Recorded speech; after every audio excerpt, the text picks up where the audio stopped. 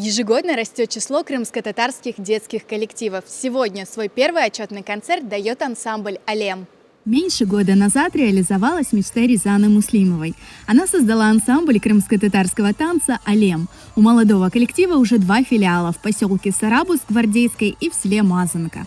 Более 70 детей уже стали частью большой семьи. Сегодня на концерте мы спустя 9 месяцев уже подготовили программу, состоящую из 20 номеров. У нас 6 возрастных групп от 3 до 20 лет. «Алем» коллектив – это мир. Для меня это целый мир, вселенная танца. Это больше, чем просто работа. Это целая жизнь моя, смысл мой и сохранение культуры нашего народа. Для воспитанников ансамбля концерт был очень волнительным. Первый выход на сцену и первый большой шаг в новую историю. Я очень люблю ансамбль «Алем». Мы там учимся новому. Сегодняшний концерт для нас маленькая победа.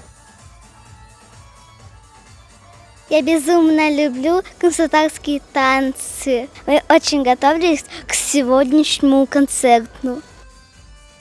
Мне 6 лет, я люблю танцевать, и сегодняшний концерт прошел хорошо.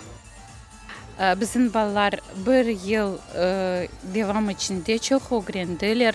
Pek memnunuz. Alem ansambline varğan için pek gururlanamız. Bu kıyın vakitlerde bizim ballar urf adetlerimizni alıp baralar, көрсетелер ve kullanamız.